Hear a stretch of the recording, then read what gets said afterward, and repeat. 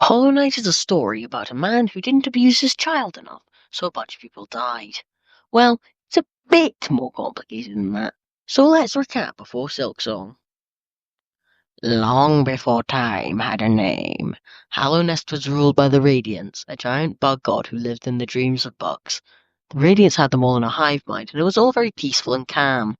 Anyways, then this giant worm dude called the Pale King came along and said, "Hi, I'm the Pale King. Did you know you can have free will?" Which the bugs thought was pretty cool.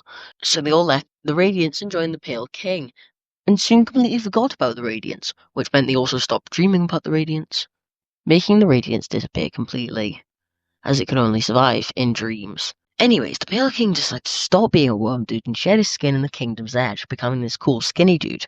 Then he made this place called the White Palace and filled it with buzzsaws for some reason. Probably because he's a psycho. But eventually some dumbass bug decided to go look at a statue of the Radiants, so now it's back. Everyone there remembered the Radiants and got re-enslaved because the Radiants hates freedom. The Pale King did not like subjects for getting re-lobotomized, so he devised a crazy-ass plan to create a creature with no mind or dreams to trap the Radiance in so it wouldn't be able to spread anymore. The Pale King figured he could make these brainless fellas out of Void and Bug combined, and so the Pale King and the White Lady, yes, those are their real names, got to work at making a load of Void babies. Most of these were failures, so he did what any good dad would, and threw them in a deep dark pit never to be seen again. Eventually, after thousands of babies chucked into the pit, he found one that was completely hollow. He raised the child and then locked it in the giant tomb called the Black Egg, because he's a great dad.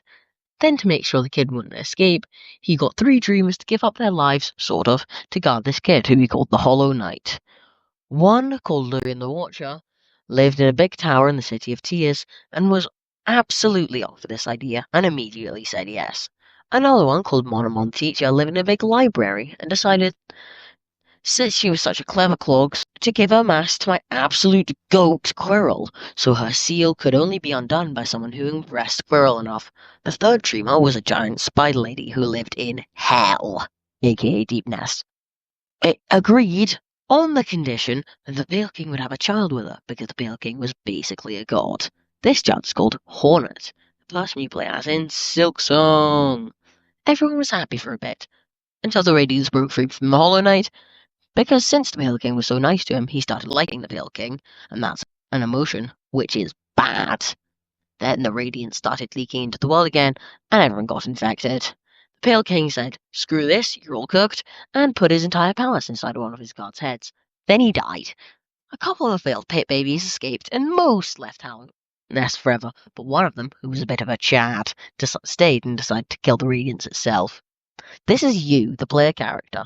You meet a few cool people, you unseal the dreamers, discover some lore, go into the tomb, defeat the Hollow Knight, and go into his mind to solve the infection, how you solve every problem with a big sword. This mostly works until you get very angry and become fully void, killing the Radiance, but also you. Hornet leaves, Silksong happens. Yay!